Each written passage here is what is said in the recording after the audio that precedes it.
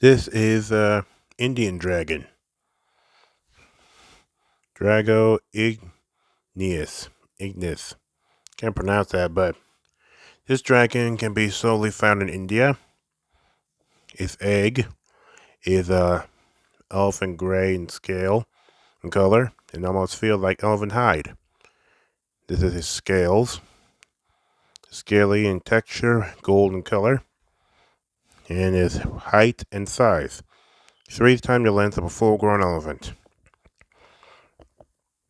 The magic gem in the forehead of this dragon attracts greedy hunters in the ancient lands of marvels, and many of the breed also expired in battle with the natural enemy.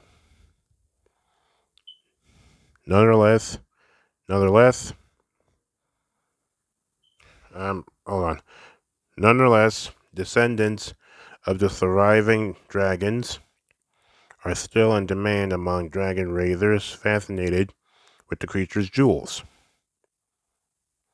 It's a large serpent with there are two variety breeds of it: marsh dragons and mountain dragons. Marsh dragons, well, those living in the marsh dragons are sluggish and they're black. The mountain dragons are more popular with dragon raiders, having a fairy red crest, beards, gleaming eyes, and glittery golden scales. A mythical gem on their head, called a draconome. Drag, drag once. I can't pronounce that word right, but it's there. Its curve is a power. It shines the They shine in the creature's eyes. While hunters have to kill such dragons for to get the scale, dragon raiders must be satisfied just to know the gems are there, unless they outlive the dragons. They are related to the dragons of Ethiopia.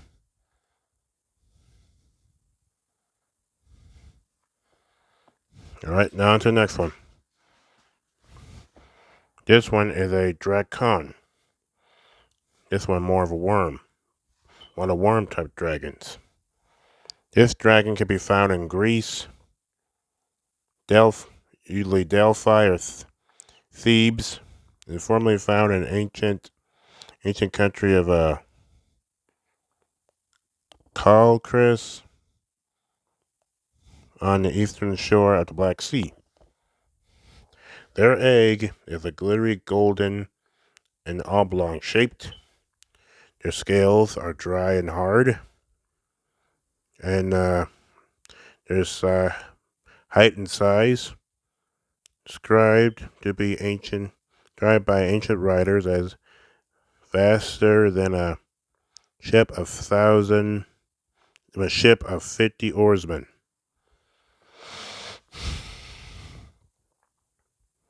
This dragon from ancient Greece was a large serpent, sharp-eyed and possessing the wisdom of the ages. The ancient ancestors of this breed were renowned as guardians and of sacred springs and treasure. Some spoke through the mouths of oracles.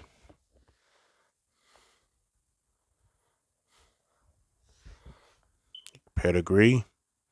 It shows a dragon might speak through a woman you select as an oracle. Special care to raise a dragon, you must have a spring on your property. Alright, next dragon. This dragon is known as a Japa dragon. It looked like a walrus, really.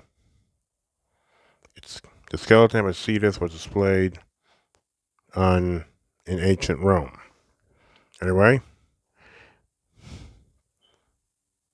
this dragon can be found in the ancient city of Japa in Palestine. The egg is reddish, the reddish color. Shell pattern imitates Thetis swimming motions. Its scales are hard and heavy, and its height and size it can grow as large as a blue whale, 56 to 98 feet, 20 to 30 meters. Quite a big dragon. No catalog of dragon breeds would be complete without mention of two of the most famous dragons of all time. Vanquished by Perseus and St. George, these monsters were linked by habit and geography. Sightings of their eastern Mediterranean relatives have been reported since no suppliers are interested in handling this dangerous beast.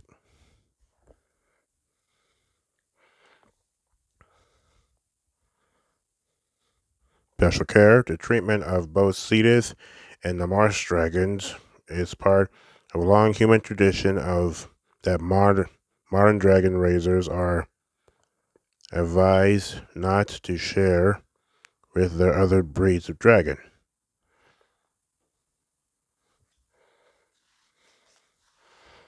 Multi-headed dragon or Hydra. This dragon can be found in various places like Greece, Italy, or Northwest Africa. Their egg is soft, brown shell with bumpy surfaces. Its scales are flexible, and the size and height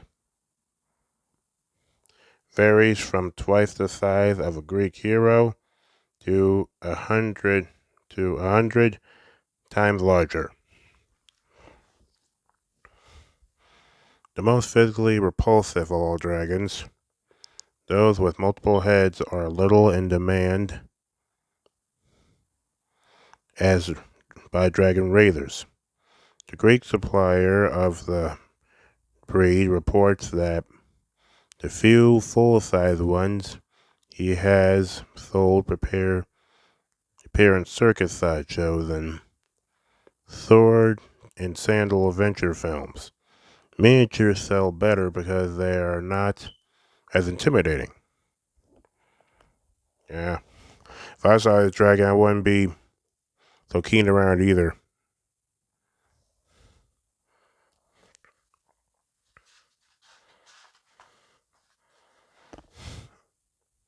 This dragon called Mashu Mashuru. Hmm. This type of dragon. Anyway, a Mashuru. I have to look it up to get it right pronounced, but this one. This dragon can be found in Iraq. Its egg is green and scaly. Its scales are small, green, and golden. And its height and size is basically the size of a small bull.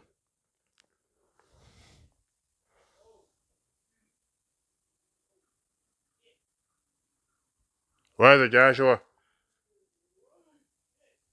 Anyway, represented on the Elts Ishtar Gate of Babylon, the Mashru, also known as a Suresh, was a guardian and companion of the gods. It is one of the oldest dragon breeds and is the most loyal of all. Resembling a small horse more than a conventional dragon, this graceful, one-legged creature is a favorite among dragon raiders. The relatives, some cryptozoologists identify it with the Mocella Mochila member, Syrian survivor. Special care. This distinguished dragon deserves a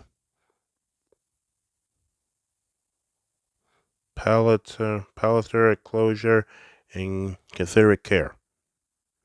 He is a loyal companion and guardian and is good with children. Due to its divine lineage and regal bearings, it is a frequent winner in dragon shows.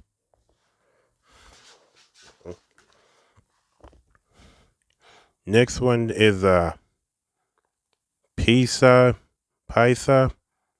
or Manticore. This dragon can be found in the United States. And I'm trying to think of the stuff. Or Illinois. Is that what it is? I'm not thinking straight. Illinois, I think. Its egg is swirled color, and it's right smooth. Its scales are green and gold, and its height and size can be about half the size of a calf.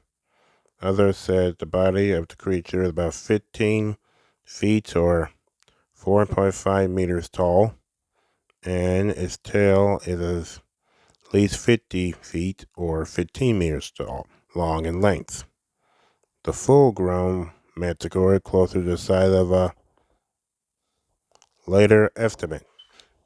But you can see it in the picture is quite big. Of all the dragon breeds, the Pyasaur, it's called pronounced Pyasaur. I'm just gonna call him Manticore. Is the most bizarre in appearance. It is thought nature selected parts of various variety of beasts and combined them all in this creature. The full-size Manticore is fearsome. Its miniature variety is novelty. In any case, the breed is a cult favorite among those who raise dragons. It is a relative of the North American horned lizard, Chinese, and Japanese dragons. Plus, look at his man face and beard.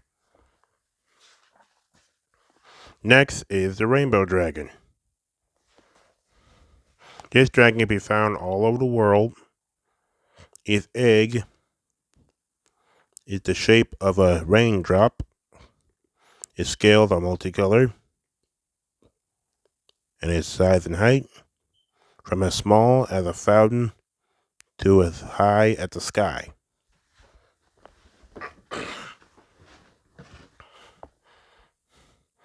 Revered and somewhat feared by people around the world, the rainbow dragon, rainbow serpent, is one of the most majestic of all dragon breeds. We have all seen its shining multicolored body arching through mist and the dark skies. Unfortunately, because the dragon cannot be contained, no breeder handles it. It is possible that a rainbow serpent may visit your property, as one occasionally appears on mine. Quite the dragon is also related to rain dragon of China. But it can be red in many colors. Like you see a rainbow in the sky, you might actually see a rainbow dragon. Anyway, moving on. This is a salamander dragon. One of the smallest of breeds. This dragon can be found in the kingdom of Pestrojan. Varieties located in from Ethiopia to China. The egg is white with a texture of salamander wool. Says it's a nest of fire. Its scales have spots. Beware. Also, its body is poisonous. Its height and size is about 5 to 6 inches, about 13 or 15 centimeters, about the size of a small lizard. Smallest of the dragon, the salamander is renowned for its ability to live in fire. It is also one of the most deadly of all the reptilian races. Its lethal nature, though, makes it the breed of choice among a small number of dragon raisers who are particularly attracted to danger and to its valuable dragon wool. So handling this dragon is you have to do it with care and have lots of precaution because it's very poisonous.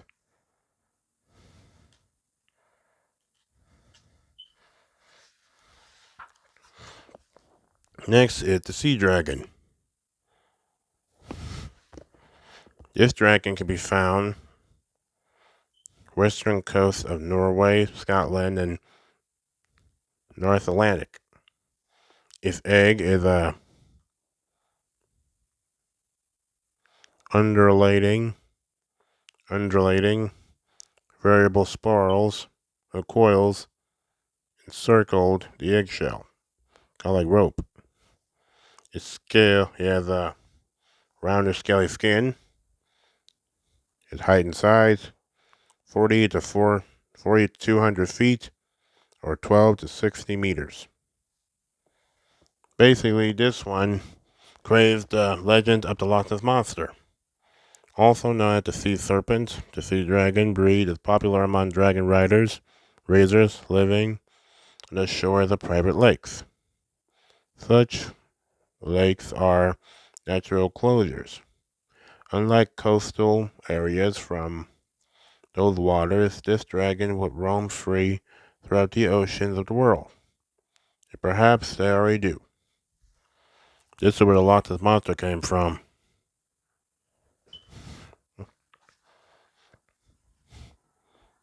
See, it is also called the Monster of Loch Ness. Next is the standard western dragon, or the wyverns. This dragon can be found in Europe, the United States, and southern Canada. Its egg is green, red, or brownish, scaly, hot to the touch, with seeming smoke. Its scales can be a variety of colors, and a full-size dragon would fill a small house. For want of the better terms, the standard Western dragon or Western dragon is by name the most for the best known and popular dragon breeds of Europe and now in much of North America as well. It is a variety that most Western envision when they see or hear the word dragon, which is absolutely true. Western dragons do like this.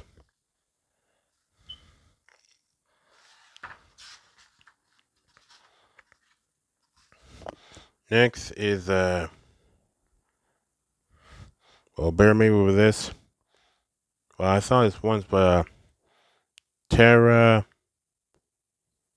Terraquo Terraquo Terrasquo. Forgive me if I can't pronounce it properly. Terraquo Terrasque. Well, anyway, this dragon can be found in France. Its egg is leathery and brown with spikes on it, rounded. Spikes may develop after your egg is laid. Its scales are a leathery shell, and its size is about that of a large ox. Each year in Tarascon, Tarascon, France, villagers celebrate their ancestors' vanquishing of the monstrous Tarasquo by parading a cloth edging everything of the beast through the streets and of the town. It's a combination of a lion's head, some bear paws, turtle shell, and a dragon tail.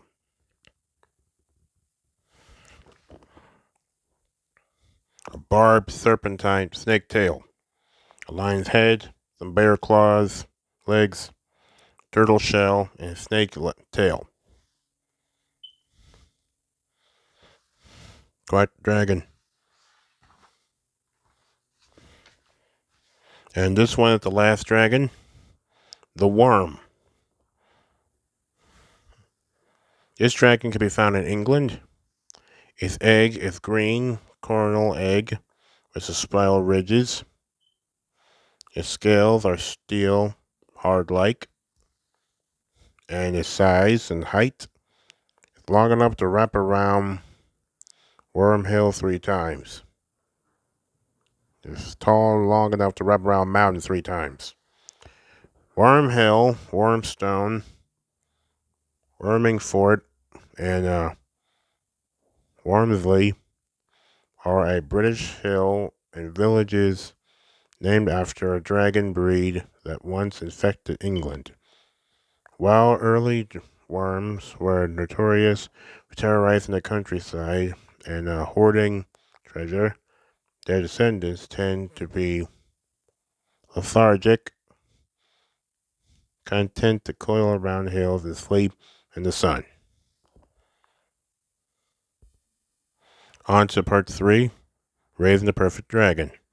This will go into more detail about how to raise and hatch a dragon and the environment you need to put them in to care for it.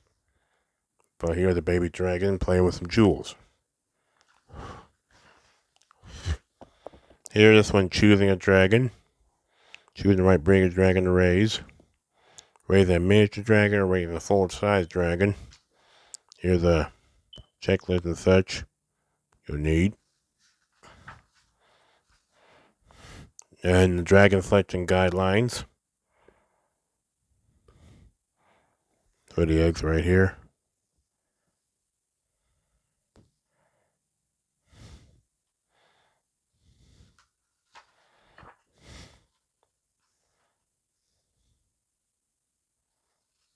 If you want to enjoy the total experience of raising your dragon, begin with an egg, which you will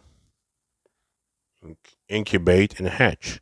Prior to delivery of an egg, the breeder will send you a photograph of a sample egg for your approval.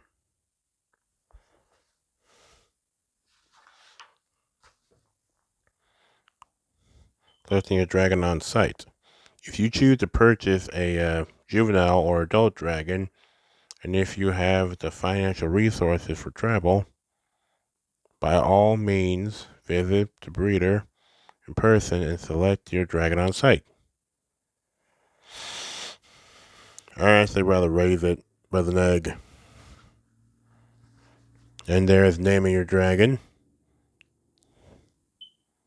You might already have a name in mind for the dragon you should purchase. If not, you could begin thinking of possible names now, or you could wait until your dragon arrives so that you can observe its individual habits and personality. In any case, you will need a name to register your animal, with the Worldwide Dragon Club. You'll see them soon enough. Let me know in the comment section what you would name a dragon.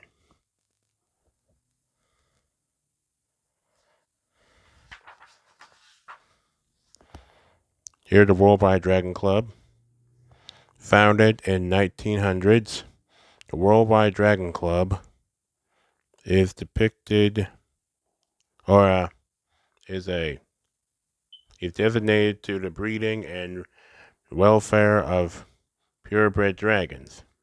It is the oldest and largest all dragon breed registry on the planet and keeps records for the convenience of dragons owners everywhere. Here's what the Health Organization says about itself.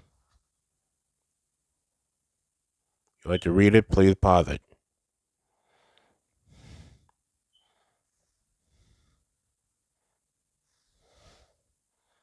Here's the application for the Worldwide Dragon Club. Housing basics. Before your dragon arrives, you will need to prepare its new habitat. The dragon's health and happiness depend upon housing and that satisfy its physical and emotional needs. Inexperienced owners of a full-size dragon are often surprised at the size of the enclosure required and total housing costs, which can far excess the initial cost of the dragon. Following are environmental necessities for raising and caring for your dragon, whether it is full size or miniature. Need space for the egg and the juvenile to grow fast. Need heat. Dragons are cold blood after all. Need light. A lot of dragons like basking in the sun, not like other lizards. And indoor inhabitants. If you select a miniature dragon because you live in a typical house or apartment, space for your dragon habitat is still a necessity. Your dragon needs a room of its own, not a cage or a terrarium in the living room, nor a garage, nor a basement, nor should it have to run of the house, nor should it have to run of the house. It needs a comfortable, clean, controlled environment with sunny and well-lit areas for basking and cool, dark places for hiding. Equipping the habitat will depend on whether you acquire your dragon as an egg or older creature, and whether it is an earth, sky, or water dragon. You should the layout of what you'll need for your dragon to live.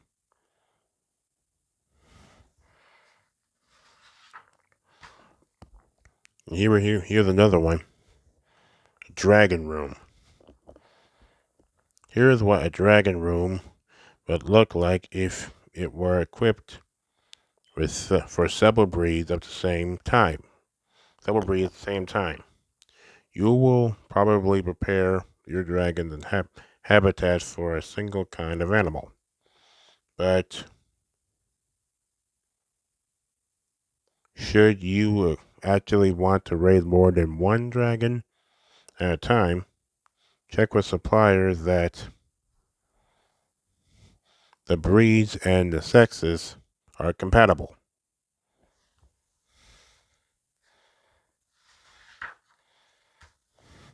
In outdoor habitats, of course, for larger dragons, full-size earth dragons require special and expensive housing. To raise one of these, you must have a hill of a property with able basking space.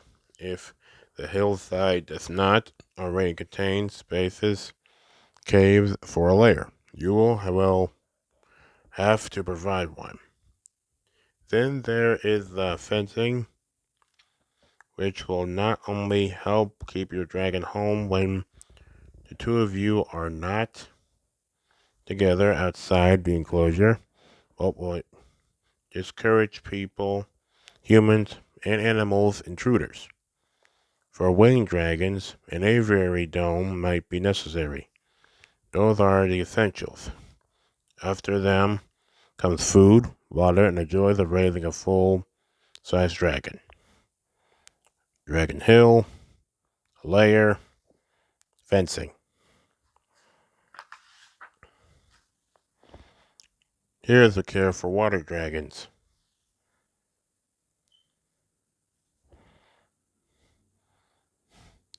Does a river run through your property? Do you live on the shore of your own private lake? One of the two is essential if you have to chosen to raise a full-size water dragon. No hill dragon is necessary. Dragon hill is necessary.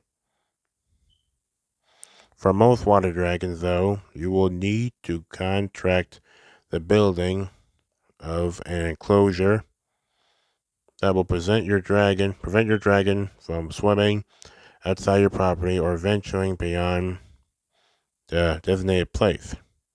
Here are housing suggestions for full-size dragons. River habitats, lake habitats, the water habitats right here, like the Asian dragon. Equipment and supplies to take care of a dragon.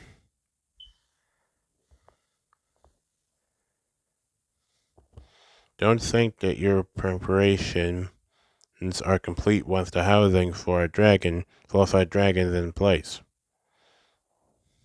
An outbuilding adjoining the enclosure for a full-size dragon necessary for the storage of everything you need to raise and care for your animal. Equipment supplies will vary according to the dragon's stage of growth and its breed. A dragon village. Here are sketches of my property, made after I installed fences and built a storage shed. Your enclosure may well look like this, ready for the arrival of your dragon. I've made notes on the pictures and point out housing features for different breeds.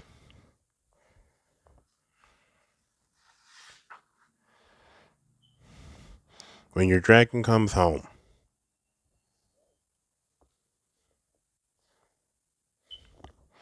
inform your supplier that all the housing preparations have been made. If you ordered an egg, it will be sent directly to you. Suppliers ship water dragons in a special tank,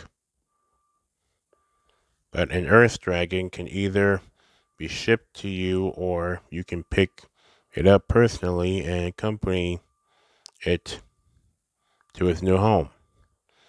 In case you choose the latter option, here are some guidelines for transporting your dragon: by vehicle, by air,